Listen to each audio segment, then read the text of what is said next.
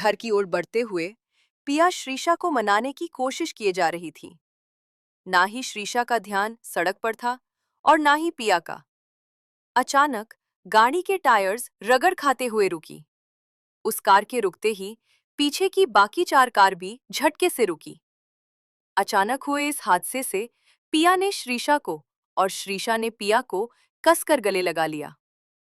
श्रीशा आंखें भींचे मरी हुई आवाज में बोली, पिया, हमारा कांटेक्ट यमराज जी से हो गया क्या? पिया सिर उठाकर आहिस्ता से चारों ओर देखा। अपने आसपास भीड़ इकट्ठा देख धीरे से मगर घबराकर बोली, अभी हमारा नंबर नहीं आया है। ये सुनते ही श्रीशा ने जल्दी से सिर उठाकर चारों ओर देखा। एक राहत की सांस के साथ उसने हाथ जोड़कर ऊपर देखते हुए कहा, thank you very much Yamraj ji, इतनी जल्दी हमसे कांटेक्ट ना करने के लिए। वरना अभी तो मुझे अपनी शादी में पूरी कॉलोनी में घूम घूम कर डांस करना था। और तो और मेरे बेचारे फ्यूचर पति जी का क्या होता? वो तो भरी जवानी में ही विधवा हो जाता ना। और सोचे, मेरे आने वाले बच्चों को कौन संभालगा? राम राम राम, यहाँ तो कोई अपना भी नहीं। कब तक कोई संभालेता? हाँ। इधर पिया की नजर कार से निकले शख्स पर पड़ी, जिसके चेहरे पर थोड़ी हैरानी तो थोड़ी खुशी के मिले जुले इमोशंस थे। उसके ऐसे देखने से पिया अनकंफर्टेबल होकर धीरे से पीछे खिसकी। वही इत्तेफाक से श्रीशा ने उस शख्स को पिया को देखता देख नोटिस कर लिया। उसने फौरन पिया का हाथ पकड़ कहा, थैंक यू हमारी जान बचाने के लिए। अगर आपने टाइम पर ब्रेक्स ना गाया होता तो शायद हम आपके सामने खड़े आपको थैंक्स ना कह रहे होते। श्रीशा की बातों से ईवान का ध्यान टूटा। ईवान कुछ कहता उससे पहले रेहान कार से निकल बाहर आया। It's okay. और फिर ईवान से बोला, चले। ईवान ने एक नजर पिया को देख कार की बैक सीट पर बैठे अर्श को देखा। श्रीशा ने भी पिया का हाथ पकड़ कहा, चल पिया, घर चलते हैं, हम भी लेट हो गए। श्रीशा आगे आगे थी तो वही पिया उसके पीछे पीछे। दोनों अर्श की कार के बिल्कुल बगल से होकर गुजरी। जैसे ही पिया अर्श की तरफ से गुजरी, अर्श की नजर उसी वक्त उस पर पड़ी। पिया का दिखना एक सेकंड के लिए अर्श को पूरी तरह ब्लैंक कर गया। उसकी नजरें जैसे उस पर थम सी गईं। दिल इतनी तेजी से धड़का कि बाहर का शोर उसके आगे गुम सा हो गया। हवा के झोंके में घुली पिया की महक एकदम से उससे आकर टकराई। वो उसके सामने थी। उसका ध्यान अपनी कार के डोर बंद होने से टूटा। वो बिना वक्त गवाए हड़बड़ी में कार से उतरकर पिया को छूने को दौड़ा, पर उससे पहले पिया उसकी पहुंच से ओझल हो चुकी थी। उसे देख ईवान समझ गया। वो उसके पास आया, किसे ढूंढ रहे हो? अर्श ने बेचैन होकर ईवान से पूछा। Where did she go? Ivan अनजान बना। कौन? अर्श गुस्से में चिढ़कर झुंझलाया। लिटिल रैबिट, वो अभी यहां से निकली। ईवान ने गहरी सांस छोड़कर अपनी गर्दन हाँ में हिला दी। उसकी हामी ने अर्श के अंदर तूफान उठा दिया। वो गुस्से में अपने दांत चबाता हुआ बोला, I want her, I don't care how, I just need her with me, right now, this very moment, did you hear me? Ivan ने अर्श को समझाने की कोशिश की।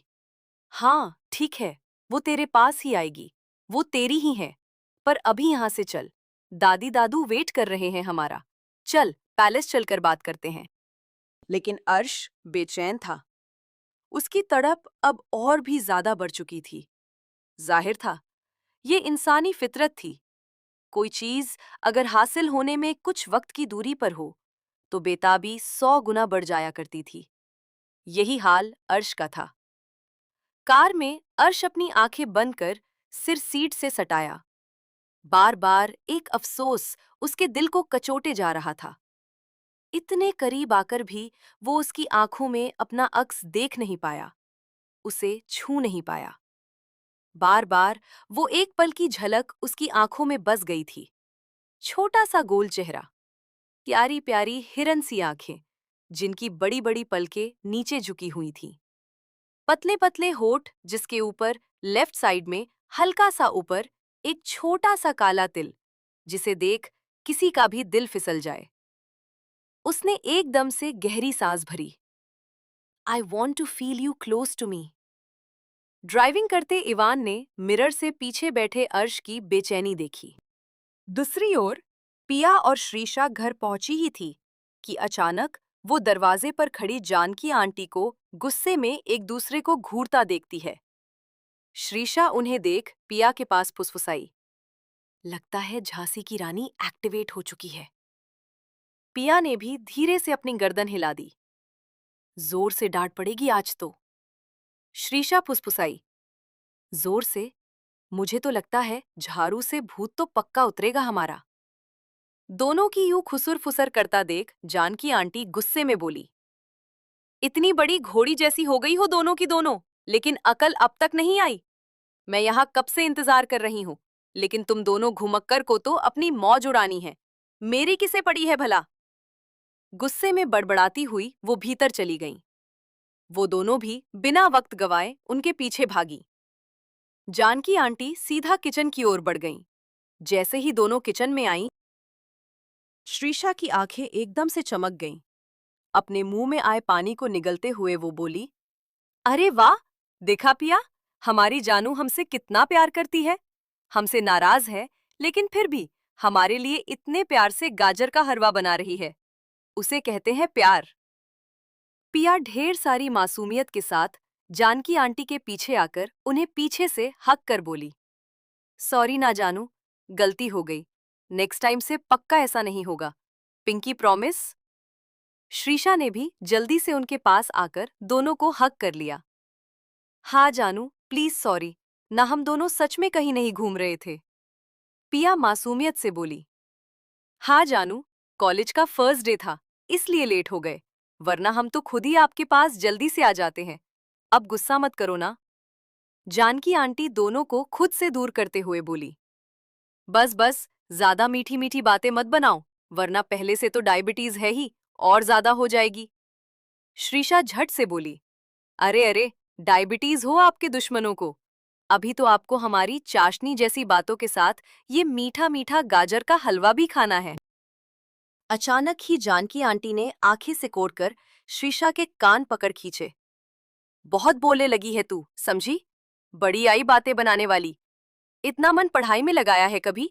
बातें बनवा लो बस। श्रीशा अपने कानों को पकड़ दर्द से चिल्लाई, यार जानू प्लीज, मेरे कान छोड़ो, वरना उखड़ कर हाथ में आ जाएंगे। आह, दुख रहा है यार जानू। उसे देख पिया अपनी हंसी दबाने लगी। उसे हंसता देख श्रीशा अपने दांत पिसकर करहाते हुए बोली, तू रुक पिया की बच्ची, बड़ी हंसी आ रही है ना तुझे मेरी हालत पर। कोई नहीं बेटा, बस यहां से छूटने दे, फिर बताती हूं। पिया अपनी हंसी रोक बोली, पहले खुद को तो देख लो, फिर मुझे देख लेना। उसने जीभ निकालकर उसे चिढ़ाया और पेट पकड़कर हंसी। तभी जानकी आंटी ने धीमी चपत उसके सिर पर लगाई, तुम भी किसी दूध की धूली नहीं हो, तुम दोनों ने ही मेरी नाक में बिल्कुल दम कर रखा है। सोच रही हूं दोनों की शादी कर छुटकारा पालूं। पिया मुंह बनाकर अपने गाल सहलाती हुई बोली, मेरी क्यों? पहले तो शादी श्री की होगी ना, मैं तो छोटी हूं। इस पर श्रीशा बोली, ऐसे कैसे? इतनी जल्दी पीछा थोड़ी छोड़कर जाऊंगी। जानकी आंटी ने श्रीशा के कान छोड़े। अच्छा ठीक है, ठीक है, मैं अच्छे से जानती हूँ तुम दोनों के कारनामे। चलो, अब बहुत हुआ, जाकर जल्दी से फ्रेश हो जाओ, जब तक मैं तुम दोनों के लिए जानकी स्पेशल गाजर का हलवा निकलती हूँ। श्रीशा अपने कान को सहलाते हुए बोली, मेरे लिए ज्यादा निकालना, वरना नहीं खाऊंगी। जानकी आंटी किचन में जाते हुए बोली, हाँ हाँ, तुम्हारे लिए पूरा पतीला ले आती हूँ। मैदान साफ होते ही श्रीशा ने कमर पर हाथ रख गुर्राकर पिया को घूरा। पिया एकदम से भीगी चूहिया के जैसी बिल्कुल दुबक कर शांत सी हो गई। माहौल की नजाकत समझ पिया एकदम से पूरी फुर्ती दिखाकर कमरे की ओर भागी। उसकी चालाकी से बेखबर श्रीशा ये देख झट से उसके पीछे दौड़ी। पिया की बच्ची भाग कहाँ रही है? रुक, तुझे तो मैं अभी बताती हूँ। बड़ी हंसी आ रही थी ना? नहीं तो, वो तो मैं बस ऐसे ही हंस रही थी। मैं तुझ पर थोड़ी हंसूंगी, पागल है क्या? वो सीधा वॉशरूम में घुसी। श्रीशा वॉशरूम के दरवाजे को घूरते हुए बोली, पिया जी, मेरा नाम भी श्रीशा अरोड़ा है। तुझे तो मैं ऐसे बिल्कुल नहीं छोड़ूंगी।